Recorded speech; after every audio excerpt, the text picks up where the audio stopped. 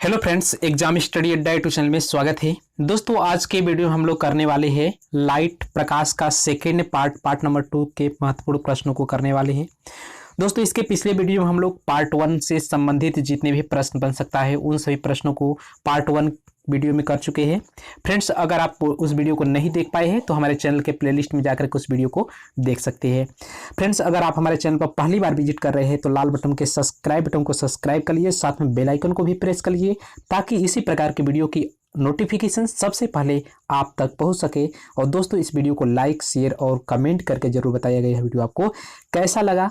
दोस्तों, इस वीडियो में हम लोग कर रहे हैं रेलवे एनटीपीसी ग्रुप डी की प्रिपरेशन, जहां से इंपॉर्टेंट प्रश्न पूछा जाता है उन सभी प्रश्नों का कलेक्शन हम लेकर के आए हैं। तो दोस्तों, आइए स्टार्ट करते हैं देर न करते हुए।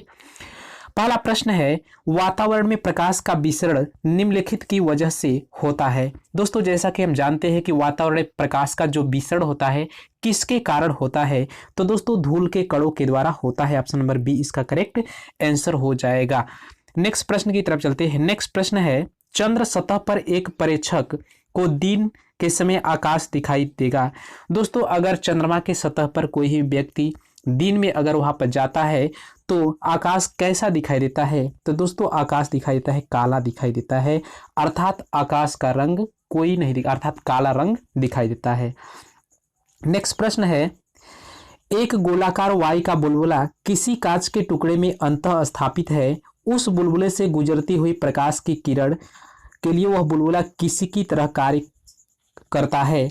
तो दोस्तों, मान लेते हैं कोई गोलाकार वाई का बुलबुला है, अगर कांच के टुकड़े के अंदर उसे अंतः स्थापित किया जाता है तो उस बुलबुले से गुजरती हुई प्रकाश की किरण के लिए वह बुलबुला किसकी तरह कार्य करता है, तो दोस्तों यह जो कार्य करता है अपसारी लेंस की तरह काम करता है।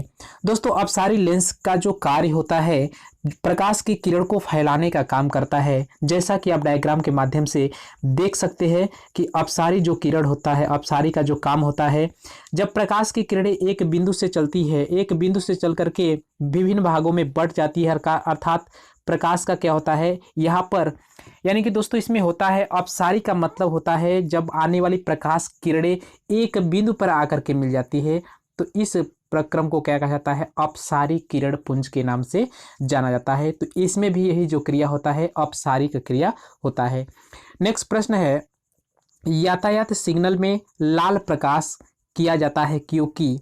दोस्तों, जैसा कि आपने देखा होगा कि जो यातायात ट्रैफिक सिग्नल में जो रंग यूज किया जाता है लाल रंग ही यूज किया जाता है। क्यों किया जाता है, तो दोस्तों इसका प्रमुख कारण होता है कि लाल रंग सबसे कम परिक्षेपित होता है, इसी के कारण ट्रैफिक सिग्नल में लाल रंग का प्रयोग किया जाता है। दोस्तों, हम जानते हैं कि अगर सबसे अधिक जो तरंगदैर्घ्य होती है वह लाल रंग में ही होती है, यानी कि सबसे अधिक जो तरंगदैर्घ्य होती है लाल रंग में होती है, जिसके कारण वह अधिक विक्षेपित नहीं हो पाता है, अर्थात कम एरिया में ही विक्षेपित हो जाता है। लेकिन दोस्तों, अगर बात की जाए कि बैगनी रंग, यानी कि दोस्तों अगर बैगनी रंग के बारे में बात की जाए तो बैगनी रंग का जो तरंगदैर्घ्य होता है सबसे अधिक होता है, अर्थात इसकी जो वेधन क्षमता होती है सबसे क्या होती है, अधिक होती है।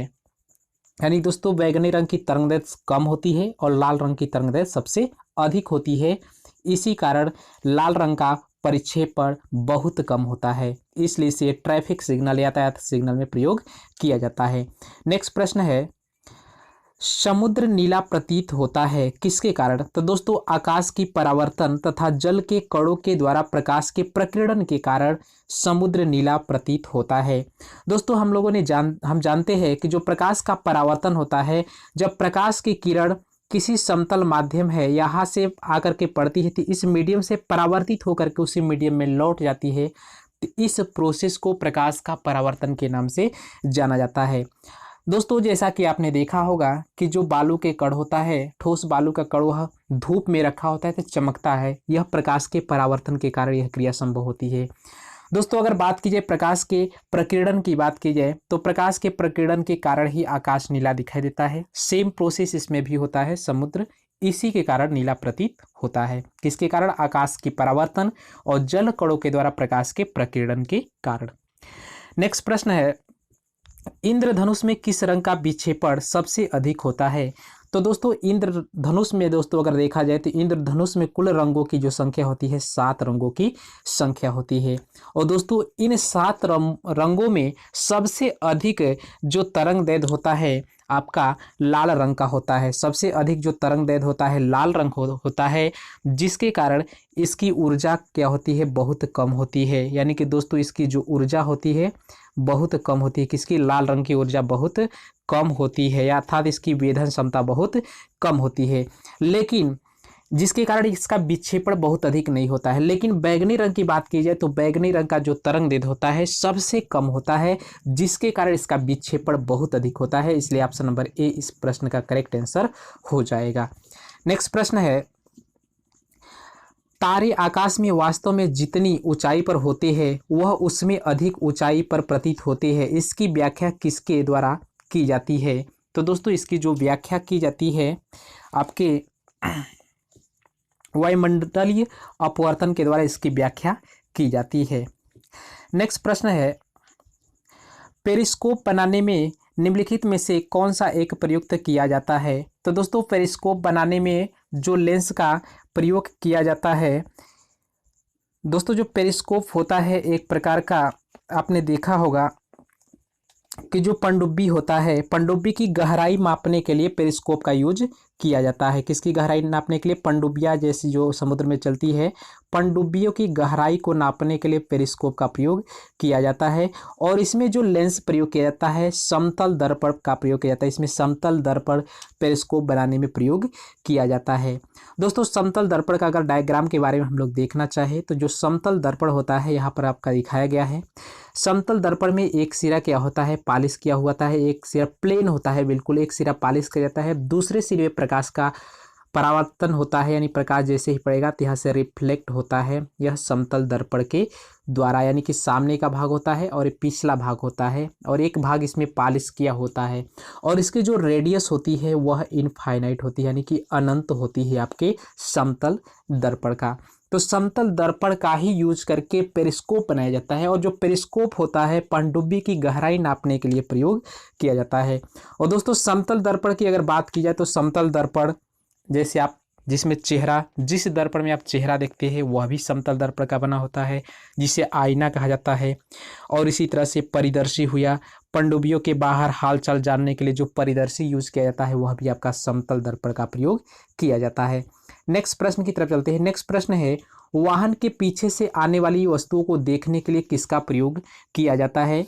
तो दोस्तों उत्तल दर्पण का प्रयोग किया जाता है। यानी कि विभिन्न प्रकार की जो वाहनें होती है उसमें जिस दर्पण का यूज किया जाता है उसमें उत्तल दर्पण का प्रयोग किया जाता है।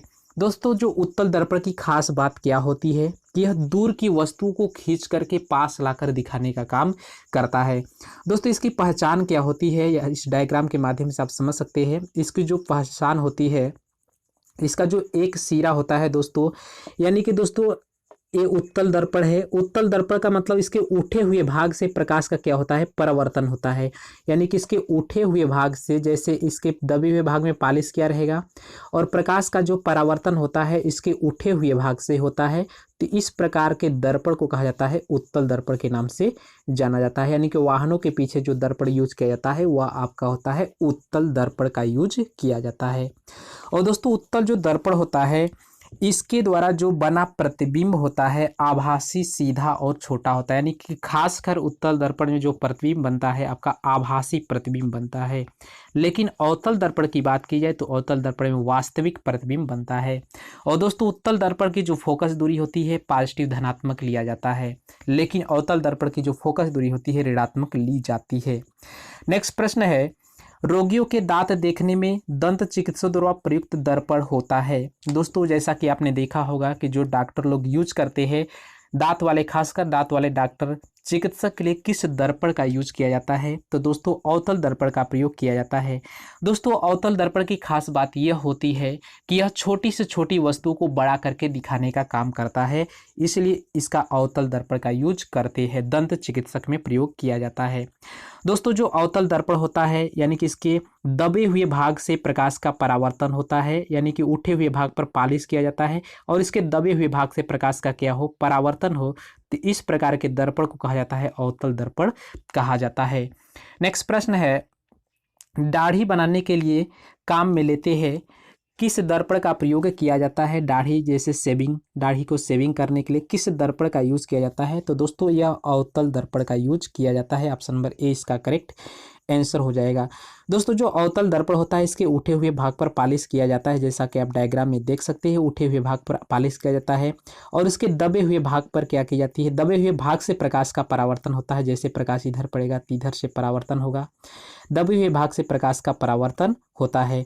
और दोस्तों इसके जो ध्रुव यानी कि इसके जो मिड पॉइंट को आपका ध्रुव कहा जाता है, और इसके बीच से एक एक्सिस जाती है जिसे प्रिंसिपल एक्सिस के नाम से जाना जाता है। और जो दोस्तों अवतल दर्पण का निर्माण किया जाता है हॉलो ग्लास को काट करके, खोखला ग्लास को काट करके बनाया जाता है। इतना पॉइंट क्लियर होगा। नेक्स्ट प्रश्न है, किसी वस्तु का प्रतिबिंब मनुष्य की आंख में कहाँ पर बनता है? तो दोस्तों किसी भी वस्तु का प्रतिबिंब मनुष्य की आंख में रेटिना पर बढ़ता है। दोस्तों जैसा कि आप लोग जानते हैं कि किसी भी वस्तु को जब मनुष्य देखता है तो वह वस्तु दिखाई देती है, किसके कारण दिखाई देती है? तो आंख में एक रेटिना होता है जिसके कारण उस वस्तु का जो प्रतिबिंब बनता है आंख की रेटिना पर बनता है, जिसके कारण हम किसी वस्तु को देख पाते हैं। तो दोस्तों आइए इसके लोकेशन को देख लेते हैं, इसका लोकेशन आंख में कहाँ पर है। तो दोस्तों यह है आपका आंख, मानव का आंख नेत्र की है, आपका दृश्य है। यहाँ पर आपका दृष्टिपटल रेटिना होता है, रेटिना वाला भाग होता है। जब मनुष्य किसी भी वस्तु को देखता है तो यह इसी रेटिने वाला भाग पर प्रकाश का क्या होता है प्रतिबिंब बनता है, जिसके कारण वस्तु उसे दिखाई देता है। दोस्तों आँख के बारे में और भी जान लेते हैं क्या क्या फैक्ट होता है। तो दोस्तों जैसा कि आपने देखा होगा कि आँख की जो सामने की भाग होती है उभरी हुई होती है, जिसे कार्निया कहा जाता है। यानी कि हमारे आँख की जो सामने वाला भाग होता है, यानी कि दोस्तों 65 से 75% इसकी मात्रा होती है। 65 से 75% जो भाग होता है कार्निया होता है, यानी कि हमारे आँख का जो सामने वाला भाग उभरा हुआ होता है उसे कार्निया कहा जाता है। और दोस्तों आँख में जो सफ़ेद भाग होता है उसे स्क्लेरा कहा जाता है। क्या कहा जाता है फ्रेंड्स? स्क्लेरा कहा जाता है। यानी कि आँख में जो सफ़ेद रंग का दिखाई देता है उसे स्क्लेरा के नाम से जाना जाता है। और दोस्तों यहाँ से एक प्रश्न और बनता है कि आँखों में रंग, यानी कि किसी भी रंगीन वस्तु को हम किसके कारण देख पाते हैं? तो दोस्तों यह इरिस के कारण हम देख पाते हैं। यानी कि अगर इरिस यानी कि इसे आइरिस कहा जाता है, आइरिस नहीं रहेगा तो हम उसे देख नहीं पाएंगे। और दोस्तों आँखों का जो गहरा रंग होता है यह मेलानिन के कारण होता है। किसके कारण? मेलानिन के कारण होता है। बहुत ही मोस्ट इंपॉर्टेंट फैक्ट है, इस फैक्ट को आप नोट पॉइंट करके याद रखिएगा। और दोस्तों जो आइरिस होता है आँख में लेंस तक जाने वाली प्रकाश की मात्रा को कंट्रोल करने का काम जो करता है इरिस के द्वारा ही किया जाता है। इतना पॉइंट आपको क्लियर होगा। दोस्तों अगर बात की जाए आँख के बारे में तो आँख में रेटिना जो होता है, रेटिना में दो प्रकार की कोशिकाएं पाई जाती है। एक होता है शंकु कोशिका होता है, और दोस्तों दूसरा होता है आपका कोन कोशिका होता है, यानी कि राड कोशिका। यानी कि दोस्तों दूसरा होता है राड कोशिका, राड कोशिका और शंकु कोशिका होता है। दोस्तों जो शंकु कोशिका की खास बात होती है कि यह तेज रोशनी में काम करता है। यानी कि दिन के समय किसी भी वस्तु को हम देख पाते हैं तो यह शंकु कोशिका के कारण, और रात के समय हम किसी वस्तु को देख पाते हैं यह राड कोशिका के कारण होता है। यानी कि यह शंकु कोशिका तेज प्रकाश में सेंसिटिव होता है और कम प्रकाश में यह राड कोशिका सेंसिटिव होता है। इतना पॉइंट आपको क्लियर हो चुका होगा।